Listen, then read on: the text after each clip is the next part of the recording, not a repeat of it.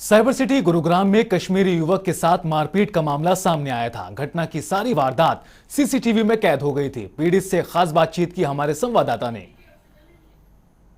2 दिन पहले कश्मीरी युवक से मारपीट मामले में गुरुग्राम पुलिस ने अज्ञात युवकों के खिलाफ मामला दर्ज कर तफ्तीश शुरू कर दी है।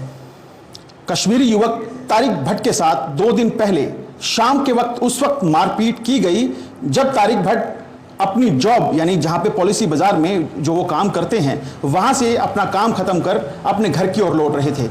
इस पूरे मामले पर बातचीत करने के लिए हमारे साथ कश्मीरी युवक तारिक भट्ट खुद मौजूद हैं। इनसे जानने की कोशिश करेंगे। तारिक, ये जो मारपीट की गई थी, ये मारपीट नॉर्मल मारपीट थी या फिर मॉब लिंचिंग?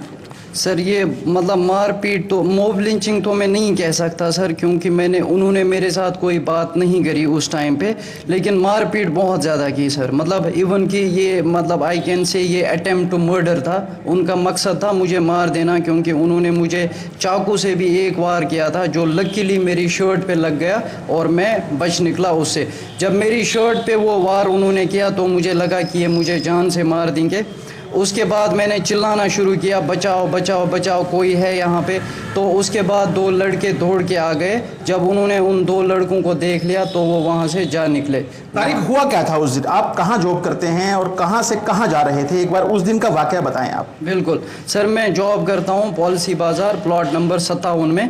तो प्लॉट नंबर 57 से मैं निकल गया 7:30 के आसपास, तकरीबन 5-10 मिनट में ऑफिस के बाहर खड़ा रहा। उसके बाद मैं वहाँ से घर की तरफ निकला, जो मेरी मतलब रेंटेड एकोमोडेशन है सुशांत लोग में, वहाँ की तरफ निकला। तो वहाँ से आगे जाते ही राइट टर्न आता है। राइट टर्न मैंने लिया, वहीं पास में एक पार्क है जहाँ नमाज वगैरह पढ़ते हैं। तो मैंने अपना फ़ोन निकाला, मैं ओला बाइक बुक करने वाला था।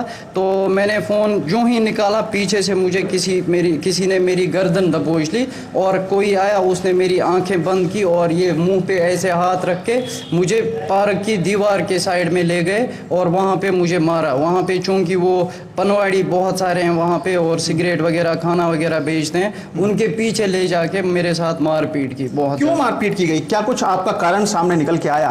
क्या युवक जब आपको पीट रहे थे, कुछ बातचीत कर रहे थे आपस में, एक दूसरे का नाम ले रहे थे, आपको क्यों पीटा जा रहा था, इसके बारे में कुछ साफ कर रहे थे कि हमने अगर तारिक भट्ट को पीटा है तो इसके पीछे की आखिर वजह क्या है? सर उन्होंने देखिए, जब उन्होंने मारना शुरू कर, वो एकदम से आए और मेरी गर्दन पकड़ के मुझे ले गए तो मारना शुरू कर दिया। मैं सिर्फ अपना आँखें और ये वाला जो सेंसिटिव पार्ट होता है मैं बचा रहा था सर, क्योंकि मैं चाह रहा था नाक पे चोट ना आए। तो बाकी वो मुझे मार रहे थे। मैं उनसे इतना पूछ रहा था, सर आप कौन हो, मुझे क्यों मार रहे हो, प्लीज़ मुझे बताओ। तो उन्होंने कोई मेरे साथ बात नहीं की, सिर्फ मुसलसल वो मुझे मारते रहे। तकरीबन कितने युवक थे? तकरीबन मैंने देखे सर, मेरी ऐसी हालत हो गई थी, मेरी आंखों पे बिल्कुल वो अंधेरा सा छा गया।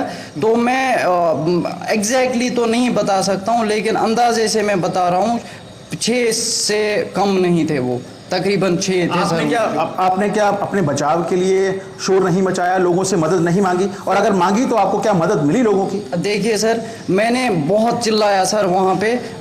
तो ये हमारे साथ तारिक भट्ट थे, कश्मीरी युवक, जिनके साथ 2 दिन पहले शर्मनाक घटना सामने आई थी कि तकरीबन आधा दर्जन युवकों ने बिना किसी बात पर कश्मीरी युवक को पीटना शुरू कर दिया। हालांकि गुरुग्राम पुलिस ने इस पूरे मामले में मामला ज़रूर दर्ज किया है, लेकिन ये मॉब लिंचिंग है या फिर कुछ और, यह तो तफ्तीश के बाद सामने आ पाएगा। लेकिन धारा 370 हटने के बाद ये कहा गया था सत्तासीन सरकारों के द्वारा कि कश्मीरी लोगों को इससे लाभ मिलेगा। अब इस तरह से अगर कश्मीरी लोगों के साथ मारपीट की जाएगी तो कैसे सूरत हाल बदलेंगे, ये एक बड़ा सवाल ज़रूर बना हुआ है। कैमरामैन जितेंद्र शर्मा के साथ नीरज वशिष्ठ, जनता टीवी, गुरुग्राम।